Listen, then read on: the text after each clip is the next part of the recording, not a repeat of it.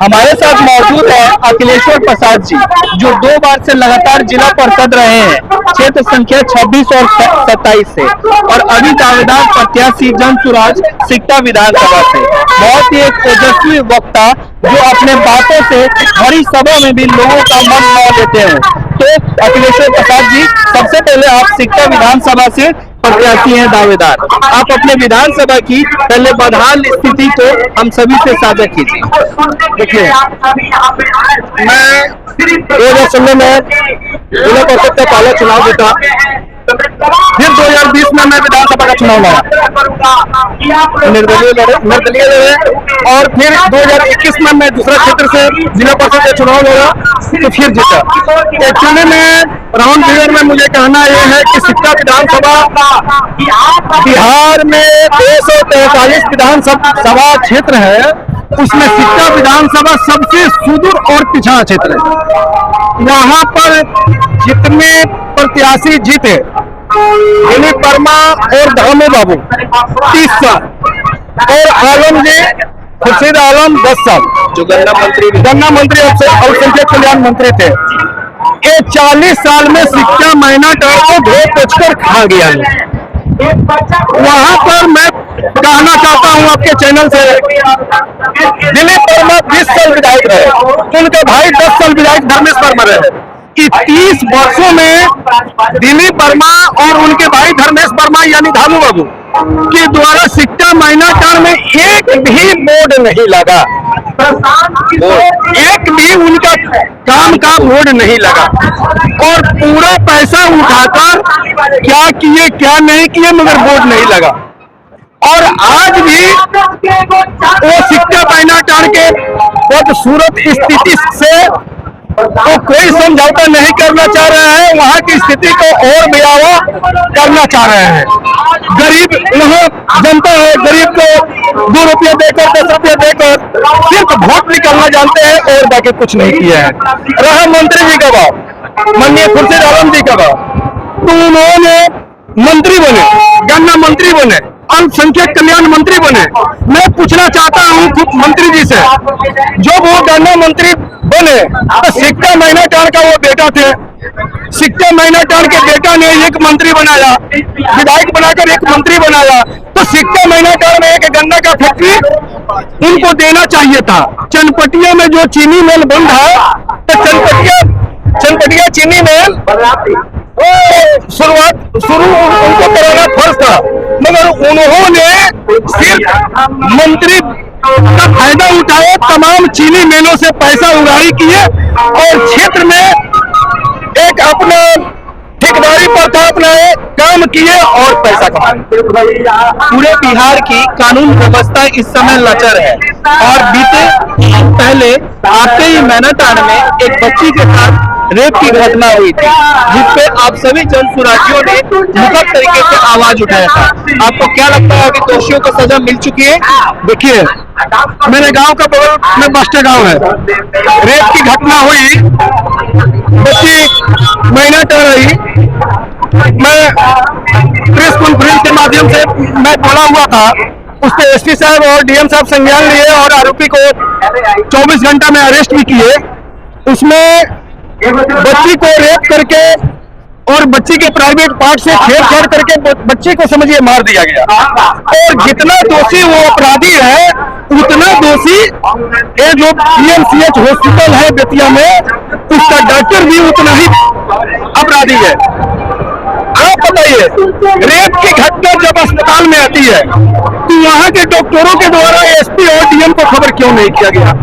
First बात है, लड़की को एडमिट कराया गया 6 बजे शाम में, और लड़की का देहांत होती है 6 बजे सुबह में।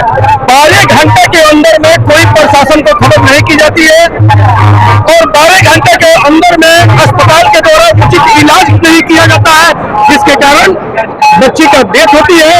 यानी कि हॉस्पिटल का जो डॉक्टर है अपराधियों के द्वारा हो सकता है कि पैसा लेकर बच्ची को मार दिया। अभी बीते दिनों हमने जीएमसीएच में एक बहुत ही भयावह और अमानवीय तस्वीर देखी, जब एक लाश को खींचा जा रहा था। क्या ये पूरी भ्रष्ट व्यवस्था का प्रतिफल है? देखिए, ये सरकार नीतीश बाबू की सरकार है, पलटू चाचा की सरकार है। पलटू चाचा के ना दिमाग काम कर रहा है ना शरीर काम कर रहा है।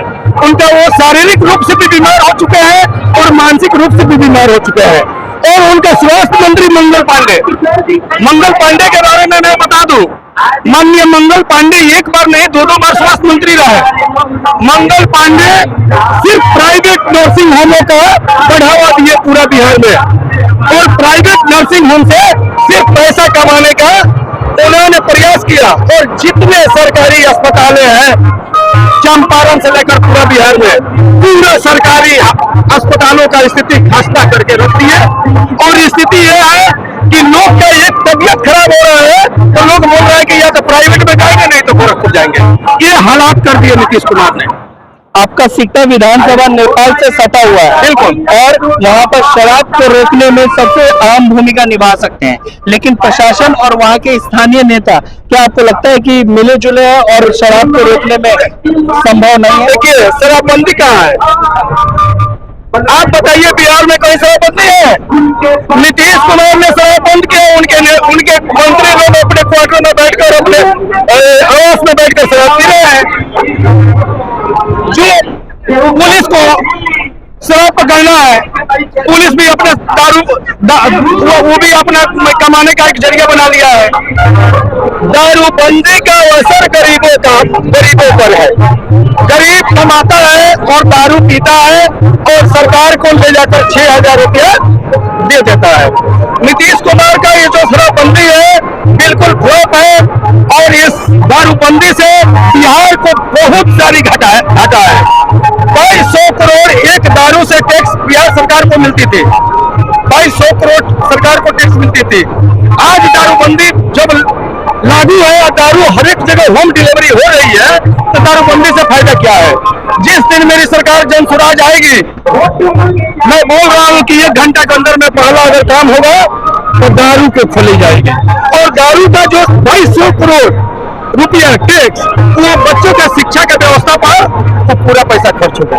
अभी हम मौजूद है बगहा के वाल्मीकि के तपोभूमि पर। क्या आपको लगता है आज प्रशांत किशोर जी की जनसभा है और मौसम खराब होने के बावजूद भी हजारों की संख्या में लोग आए हुए हैं, आने वाले चुनाव में जन स्वराज जो है अपना परचम लहराएगा? देखिए, ये हजारों की संख्या नहीं है पत्रकार बंधु, ये हजारों की संख्या नहीं है, इसमें 50,000 की संख्या यानी आधा लाख की संख्या में। आज नीतीश कुमार कहीं बिहार में चले जाए और 20,000 पब्लिक को इकट्ठा कर दे, 20,000 पब्लिक भी इकट्ठा नहीं होगी। और एक प्रशांत जी के सभा में, और कल से बारिश हो रही है हमारे चंपारण में, उसके बावजूद 50,000 प्लस जनता है। आपको ऐसा क्या लग रहा है? बिहार में एक नई क्रांति चल रही है, और बिहार में और हमारे चंपारण में महात्मा गांधी का कर्मभूमि, वाल्मीकि जी का तपोभूमि, गंडक की गोद में बसी हमारे बगहा। मैं बता दूं, बगहा में प्रत्येक साल बाढ़ से हजारों घर कटती है। मैं पूछना चाहता हूँ निकम्मा सरकार से, पलटू चाचा से मैं पूछना चाहता हूँ, क्या यहाँ का जो बाढ़ से जो बंधु, जो गरीब का घर कट रहा है, उसको कोई आश्रय दिया गया है? नहीं दिया गया है।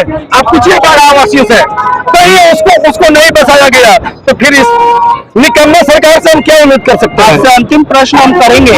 हालांकि जन स्वराज के बहुत से वादे हैं पलायन, शिक्षा, रोजगार के लिए, लेकिन आप स्वयं अगर विधायक के लिए चुने जाते हैं तो आप व्यक्तिगत स्तर पर कौन सी काम को प्राथमिकता देते हैं? देखिए, मेरा प्राथमिकता ये होगी, मैं जिस क्षेत्र में हूँ, नेपाल से सटे क्षेत्र है, और मैं 2 बार से जिला पार्षद भी हूँ और दोनों क्षेत्र से हूँ।